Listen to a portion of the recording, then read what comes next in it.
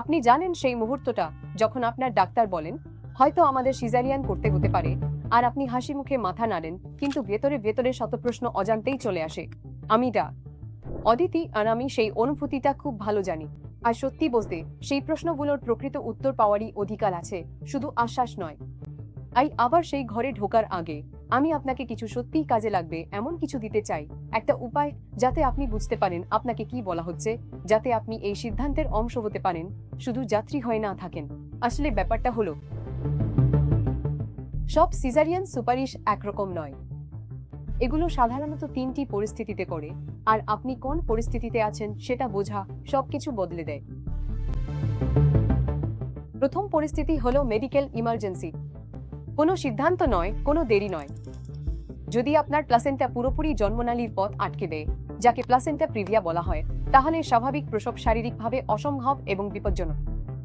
যদি আপনার শিশুর হার্টবিট এমনভাবে কমে যায় যাতে বোঝা যায় তার অক্সিজেন সরবরাহে সমস্যা হচ্ছে, তখন প্রতিটা মিনিট গুরুত্বপূর্ণ। যদি শিশুর আগে নারী আম্বেলিকাল কর্ড নেমে আসে, যাকে কর্ড প্রোল্যাপস বলে, তখন অপারেশন মিনিটের মধ্যেই করতে হয়। এই ধরনের পরিস্থিতিতে সিজারিয়ানই আপনাকে এবং আপনার শিশুকে নিরাপদ রাখে। এখানে কোনো বিকল্প নেই, এবং সিদ্ধান্ত নেওয়ার গতি নিজেই একটি সুরক্ষা। দ্বিতীয় পরিস্থিতি হলো ক্লিনিক্যাল জাজমেন্ট কল। অনেক ঘন্টা ধরে প্রসব বেদনা চলার পরও যদি কোনো অগ্রগতি না হয়, সব সঠিক ব্যবস্থা নেওয়ার পরও, অথবা শিশুটি যদি পাশ ফিরে থাকে বা এমন অবস্থানে থাকে যাতে স্বাভাবিক প্রসব তার জন্য নিরাপদ নয়, অথবা মায়ের রক্তচাপ এতটাই বেড়ে যায় যে প্রসব চালিয়ে যাওয়া ঝুঁকিপূর্ণ হয়ে পড়ে, অথবা যমজ সন্তানের ক্ষেত্রে প্রথম শিশুটি যদি মাথা নিচে না থাকে, এই সব পরিস্থিতি, এগুলো সত্যিকারের বৈধ চিকিৎসাগত কারণ। তবে এখানে মূল্যায়ন, সময় নির্ধারণ এবং ঝুঁকি পরিমাপের বিষয় জড়িত।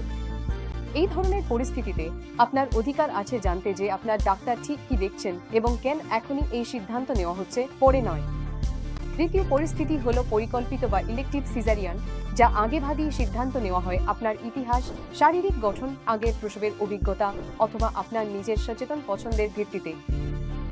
এটিও একটি বৈধ বিকল্প। এখন এখানে সেই অংশটি আছে যা আমাদের চিকিৎসা ব্যবস্থা প্রায় এড়িয়ে যায়। ভারতের বেসরকারি হাসপাতালগুলো যে হারে সিজারিয়ানকে চিকিৎসাগতভাবে প্রয়োজনীয় বলে মনে করে, তার প্রায় 4 গুণ বেশি হারে সিজারিয়ান করে। এর মানে এই নয় যে আপনার ডাক্তার ভুল।